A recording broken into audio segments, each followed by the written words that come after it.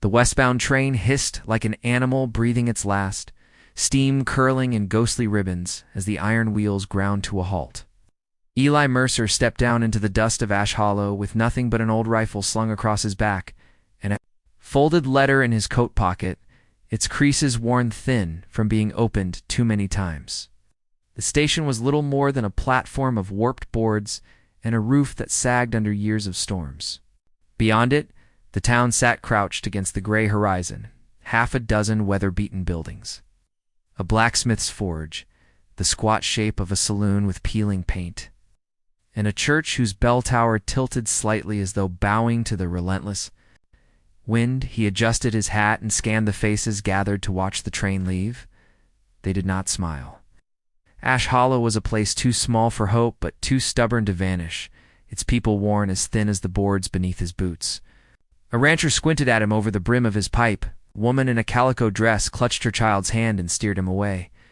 Only the sheriff, a heavy-set man with iron-gray hair, gave him a nod quick, almost reluctant. "Mercer?" "Duh." Sheriff called, stepping forward. Eli tipped his hat. "Sheriff Dawes." The sheriff looked him over like a man inspecting a stray horse, then jerked his head toward the town. "Boarding house is up the street. Widow Avery runs it. Ain't not much else here worth seeing. I'll speak with you come morning about the work." Work, as if that word could anchor him. He gave a slight nod and set off down the muddy street, his boots sinking into puddles left by last night's rain. The sky was low and heavy, smelling of iron and smoke, as though another storm might be waiting just beyond the horizon. The boarding house stood at the edge of town, a plain two-story structure with faded blue shutters. On the porch, a woman was shaking out a quilt, her movements brisk and hard. She was slender, but not frail. Her dark hair coiled into a braid that hung over her shoulder like a black rope. When Eli approached, she paused, eyes narrowing. "You Mercer?" Her voice carried no warmth. "Yes, ma'am," Sheriff Dawes said. "I know what he said. Room's upstairs, third on the left. Supper's at 6. But don't expect conversation." She turned without another word, leaving him to stand there with the rain dripping off the brim of his hat. Her son, he guessed the boy to be 6 or 7, peered at him from behind the doorframe, clutching a wooden toy horse. The boy's gaze was curious but solemn, like he'd already learned that men who came with guns rarely stayed. And when they did, something broke. Inside, the air smelled of wood smoke and strong coffee. A rocking chair creaked in the corner where the widow must have been sewing earlier. A half-finished patchwork quilt lay draped over its arm, pale against the dark grain of the wood. Eli climbed the stairs, each step groaning under his weight, and found his room a narrow space with a single bed, a washstand, and a window that looked out over the desolate road. He set the rifle carefully in the corner, as if laying down part of his burden, and pulled the folded letter from his coat. The ink was blurred now, but he could still make out her handwriting, his wife's words written with love and quiet promises, none of which had survived the fever that stole her from him. He pressed the letter flat against the table, fingers trembling just slightly before tucking it away. When evening came, he sat at the table downstairs, eating stew and bread in silence while the widow moved about the kitchen, her braid brushing her back with each turn. She did not speak to him, and he did not press her. Grief recognizes its own kind. It has no need for small talk. The boy Daniel watched them both, his wide eyes following every quiet motion as if trying to solve a puzzle that had no answer. After supper, Eli drifted to the fire. Flames burned low, throwing soft light across the room, and he found the old rocking chair, its wood warm beneath his hands. Eased into it, the motion of the chair steady, the creak almost like a heartbeat. He stared into the fire, watching the sparks leap and die like restless souls.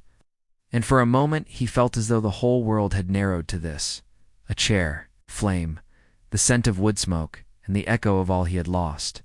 Outside, the rain began again, soft at first, then heavier, drumming against the roof.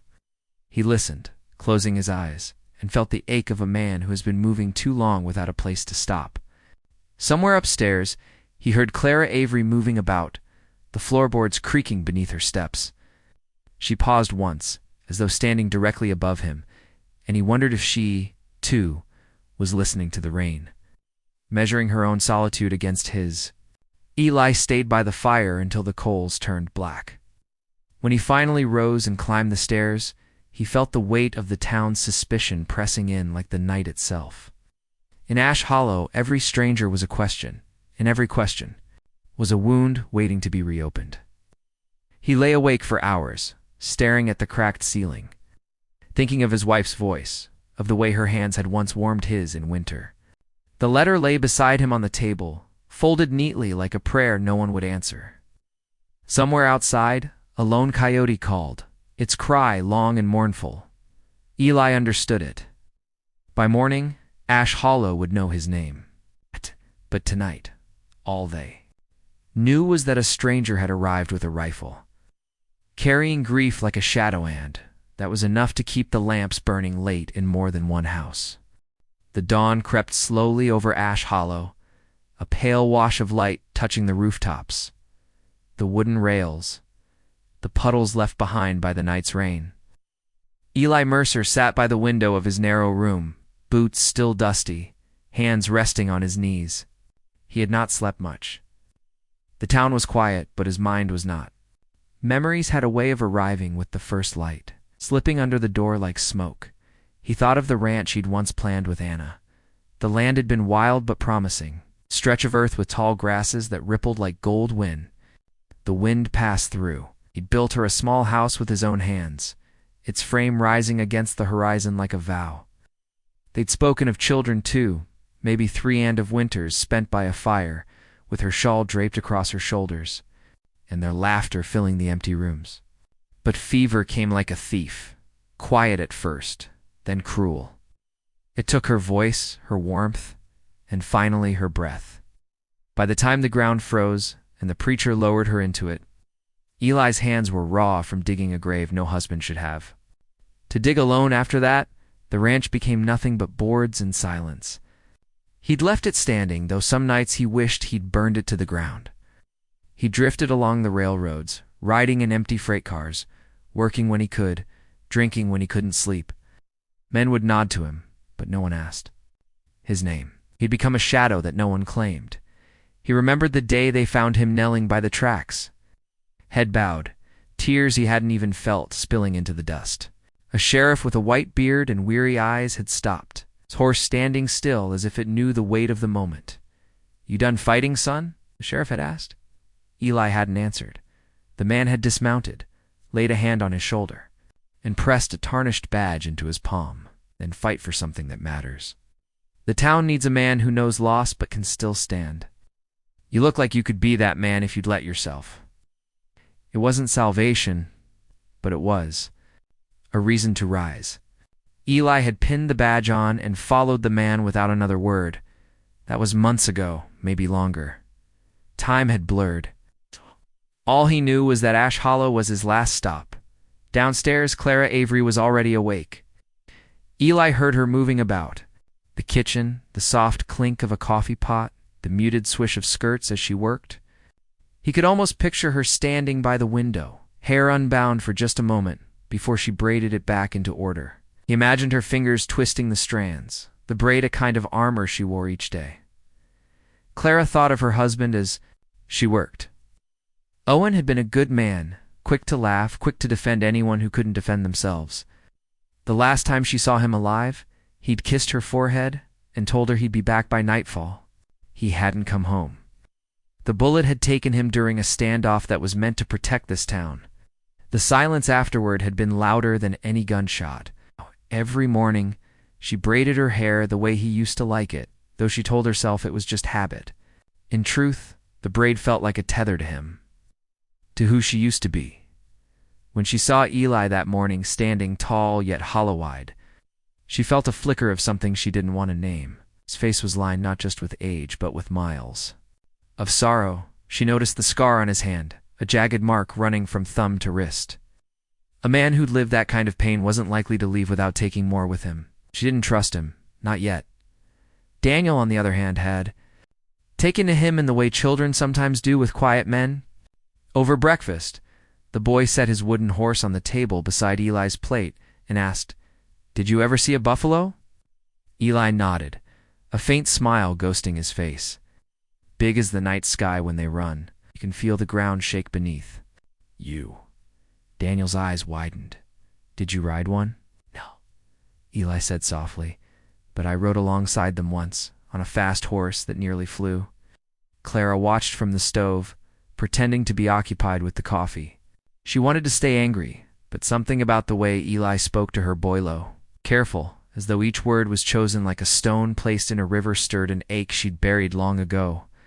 Later, when Eli stepped outside to survey the town, Clara found herself at the window watching him. He'd walked with the steady caution of a man who'd seen too much gunfire, shoulders square, eyes always scanning the horizon. He was a stranger, but there was a dignity to the way he carried himself, as if he bore the weight of more than just his own story. She turned away before he could catch her looking, yet even as she moved through her chores, shaking out quilts, hanging washed to dry, the image of him lingered in her mind. She did not want to admit it, but she understood him. They were both living among ghosts, hers buried in the earth, his buried somewhere deeper where no one could see.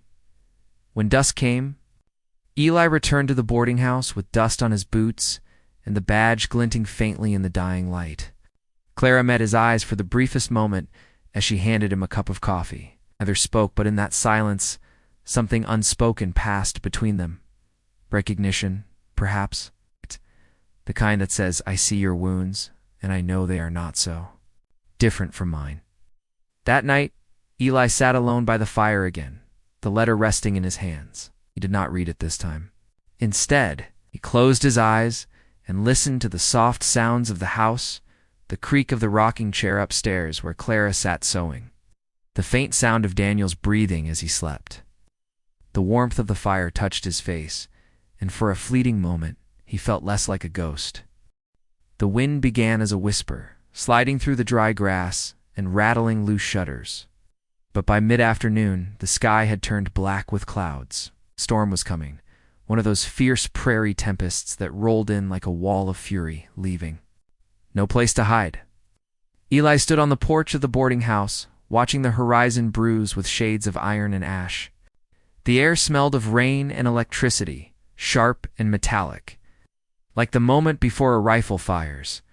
Clara hurried to bring in the wash, her braid whipping against her shoulder. Daniel clung to her skirts, his toy horse dangling from his hand. When she glanced at Eli, she caught him scanning the sky as if reading its intent. She didn't like how steady he looked. It made her feel unsteady in comparison. "Best bar the doors," he said. His voice was low, unhurried, like he'd seen worse storms than this. She bristled at his tone, though it wasn't unkind. "Right." "Manage this house through more storms than I can count," she said, pushing past him with an armful of wet linens. Inside, the wind began to howl, rattling the old windows. One of the panes near the kitchen was cracked, letting in thin blades of rain. Eli noticed it and went to work without asking. Rummaging through a small box of tools by the stove tools that had belonged to Owen, Clara froze when she saw him holding the worn hammer, the wooden handle darkened by her late husband's hands. "Leave that," she said sharply, her voice cutting through the thunder. Eli looked at her, shadow of something passing through his eyes, but he didn't argue. Instead, he set the hammer down gently, as though laying a burden to rest. "The pain won't hold through the night," he said. "If I patch it now, it'll keep the rain out." Clara's throat tightened. The sight of another man fixing what Owen once fixed felt too close to a betrayal she didn't want to name. She turned away, gripping the edge of the table.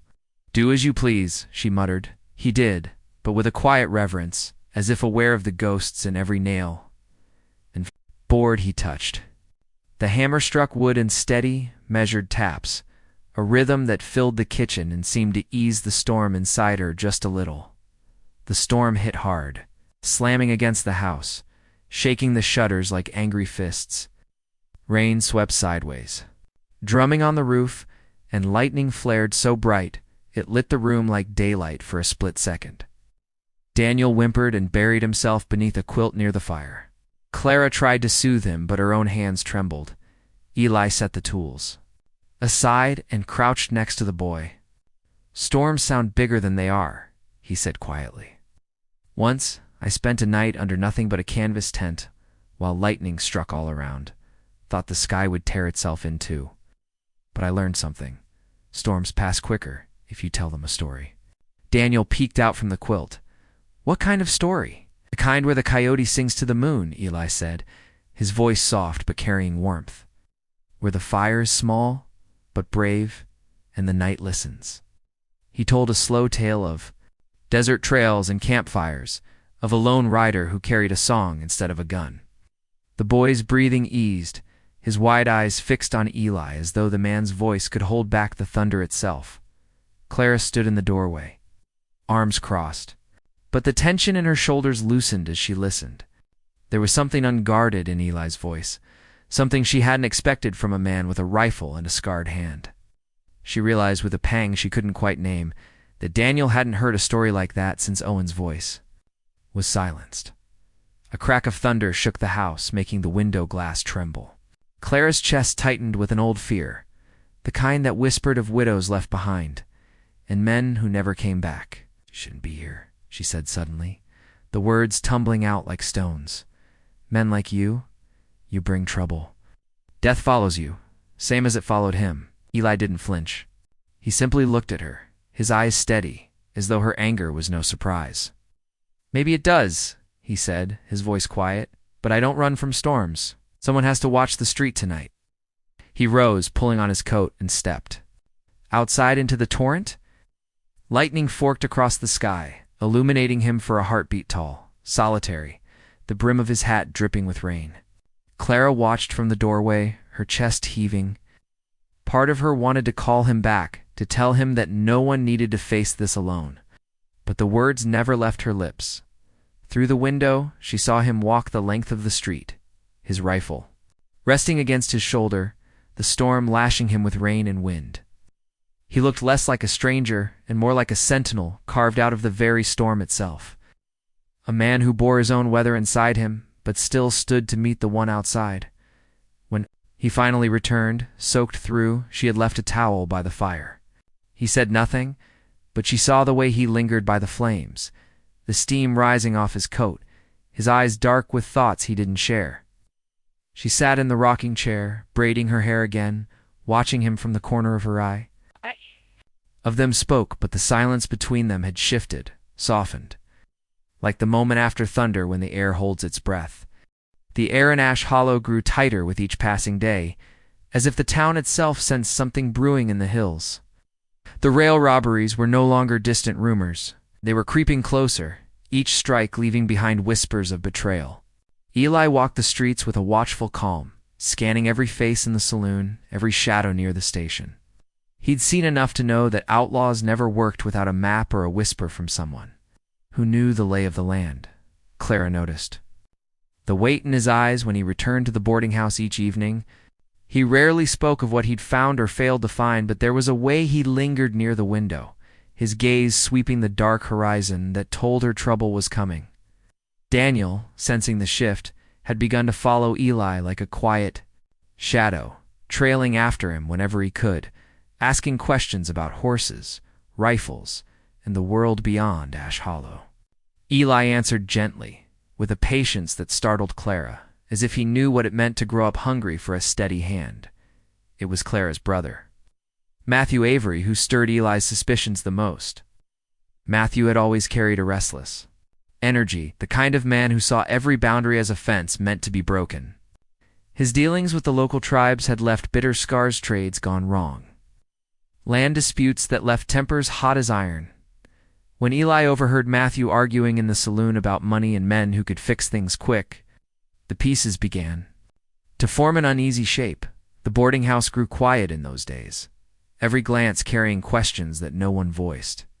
Clara tried to shield Daniel from it, filling their evenings with small routines, washing the dishes together, reading from an old book, braiding her hair while the boy played with his wooden horse.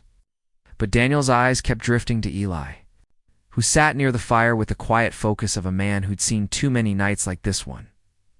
One evening, as the wind rattled the loose boards outside, Clara came downstairs and found Eli at the hearth. His rifle lay across his knees, the metal catching the firelight as he cleaned it with slow, deliberate motions. There was nothing hurried or violent in the way he worked. It was almost reverent, as though tending to a companion rather than a weapon. His scarred hands moved with a rhythm both steady and unyielding. She stopped in the doorway, her breath catching. Something about the sight unsettled her. The firelight painted the scars on his hands like old battle lines, and she wondered what stories those scars held, stories he would never tell her. Yet she also felt a strange pull, as if the quiet care he gave to that rifle was the same care he might give to anything, or anyone he chose to protect. Eli didn't look up right away. He finished wiping the barrel, set the cloth aside, and then glanced at her. His eyes held none of the hardness she'd expected. He only nodded, as though acknowledging her doubts and fears without demanding she'd speak them. It was a gesture that said, "I know you don't trust me yet. And that's all right." Clara felt a prickle of heat rise in her chest, anger at herself for feeling safer with this stranger's presence, for noticing the quiet strength in his silence. She crossed her arms, leaning against the doorframe, expecting trouble tonight. Eli shrugged slightly. Storms don't always come with warning. The fire popped, and for a moment, all she could hear was the creak of the rocking chair. Upstairs, where Daniel had fallen asleep, she studied the man before her, the dust on his boots, the way his shoulders carried more weight than they should. The line of his jaw etched with something like resignation. "You keep watching everyone," she said finally, "like we're all suspects."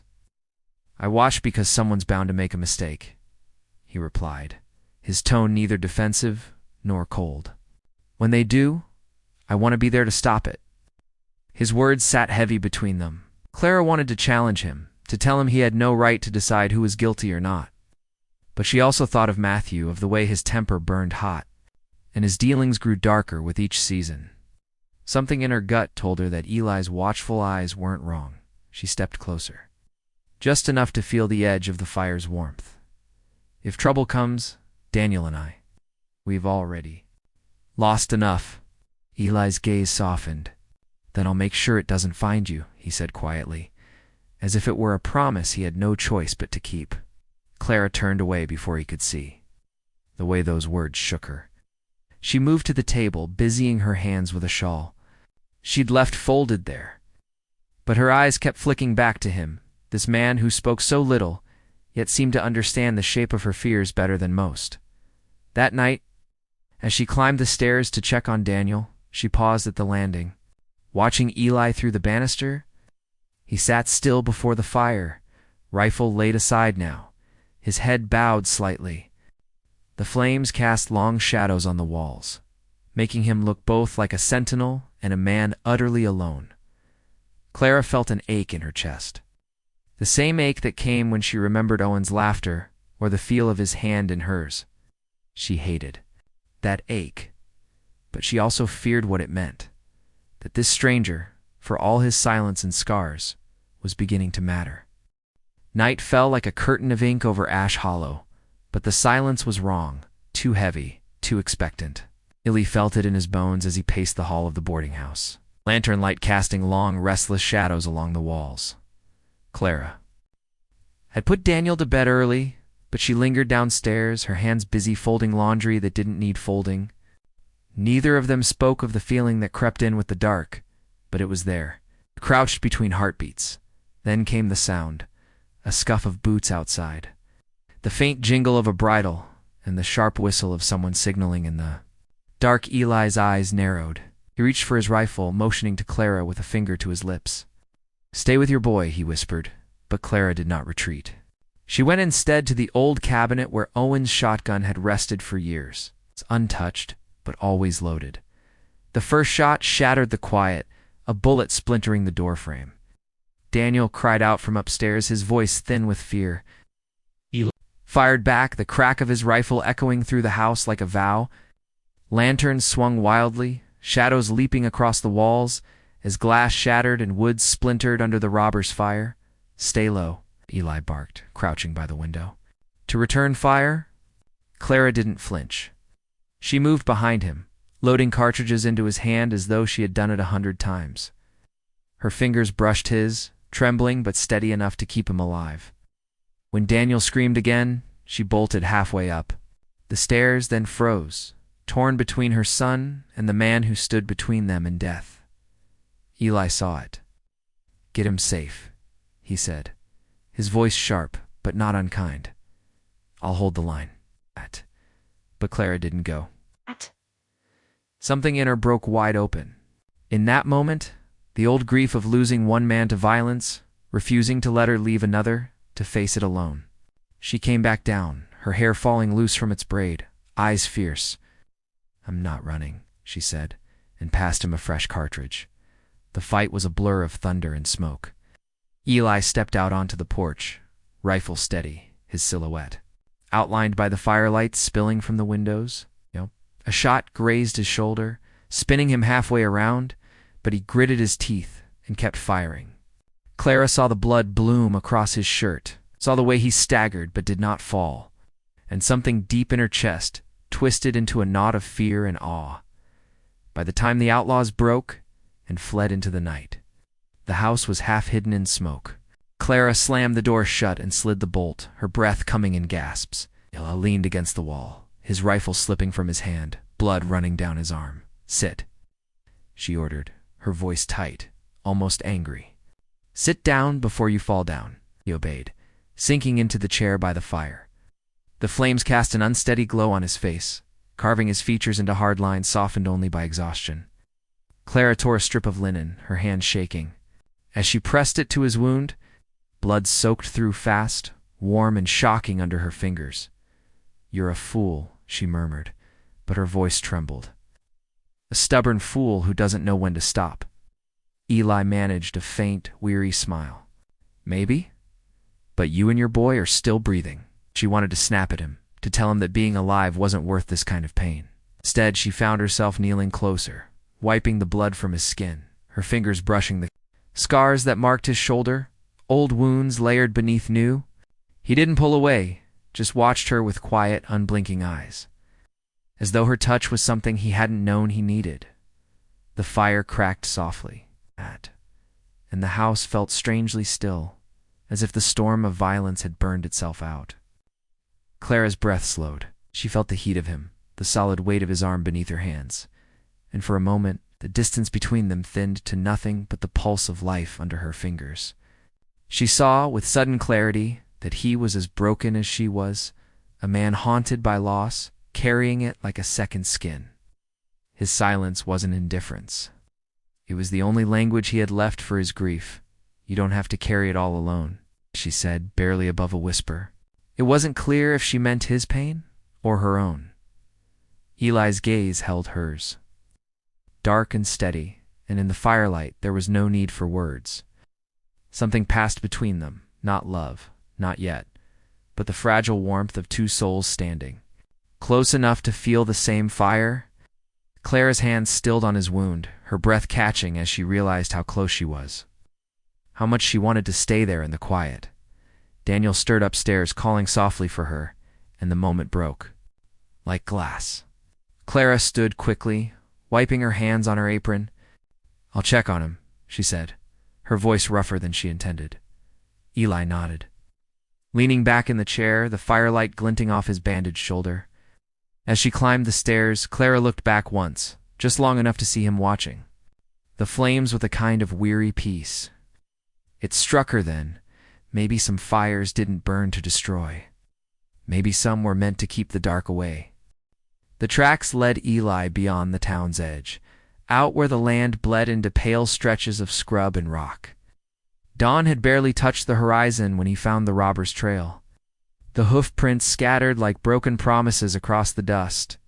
His shoulder throbbed with every movement, but pain was nothing new. It kept him sharp, kept him awake. He rode in silence, the cold wind clawing at his coat, his rifle laid across the saddle like a companion. By noon he reached a ravine cut deep into the earth, a jagged wound where the outlaws had made camp. They were few now, 3 men, their faces drawn with fear, knowing the law would come. Eli crouched among the rocks, watching, waiting for the right moment. The youngest of them, barely older than Daniel, moved differently from the rest. Skin bore the hue of mixed blood, his hair tied in a rough braid. When the others spoke, his gaze stayed low, as if carrying shame heavier than any stolen coin. Something in the boy's silence stirred a memory. Eli himself, long ago, kneeling by the tracks with tears he could not hide, wishing for someone to see the man behind. The mistake? Gunfire broke the quiet when the first outlaw spotted him. Eli moved like shadow and thunder, his shots deliberate, each one a warning as much as a strike.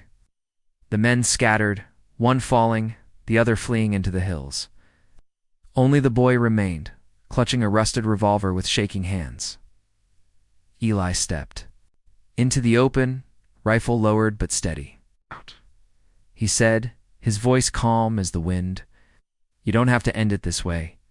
The boy's eyes burned with defiance, but his hands trembled. Eli saw more fear than hate there. Slowly, he set his rifle on the ground, raising his empty hands. "Go home," Eli said. "Or make one. Don't let them write the rest of your story." For a long moment, the boy didn't move. Then, with a sharp breath, he dropped the revolver and fled down the ravine, his footsteps fading into the silence of the plains. Eli stood alone among the echoes, his heart heavy but unburdened. Justice wasn't always a bullet. Sometimes it was the chance to walk away. By the time he returned to Ash Hollow, the sun was low, and the town waited in muted stillness. Clara stood on the porch, her shawl wrapped tight, watching the road. Daniel spotted him first and ran down the steps, barefoot and grinning. "Mr. Eli." He shouted, the name bright and warm like something long overdue. Eli dismounted slowly, his body aching, his coat torn. Clara stepped forward without a word. In her hand she held Owen's old coat, the heavy brown one that had hung for years, by the door like a memory. She draped it over Eli's shoulders, her fingers brushing his arms. No speech, no ceremony, just a gesture that said, "You've earned your place here." Their eyes met, and something unspoken passed between them. Not a promise, but the quiet knowledge that neither of them was alone anymore. That evening, the boarding house smelled of strong coffee and wood smoke. Daniel sat on the porch steps, carving at a piece of soft pine with a dull knife, while Eli lowered himself into the rocking chair. Clara brought out a tin cup, handing it to him without a word. The fire inside the house crackled, but out here the sky was painted with streaks of copper and rose, the horizon wide and unbroken. For the first time in years, Eli let himself smile. Small, weary, but real. The chair creaked beneath him, and the scent of wet earth lingered from last night's rain. Clara sat beside him on the porch, her shawl slipping from her shoulders. They watched the sunset together. No vows were spoken, no future promised. But the silence between them felt different now, less like a wall and more like a bridge. Eli's heart, long hollowed by loss, felt the faint warmth of something new, not sudden, not overwhelming, but steady as the firelight that glowed in Clara's eyes. The wind shifted, carrying the distant sound of the train whistle. Eli glanced toward the horizon, but for once he felt no urge to follow the rails. Ash Hollow was small and scarred, like him, but it stood its ground. And for the first time, he thought maybe he could too.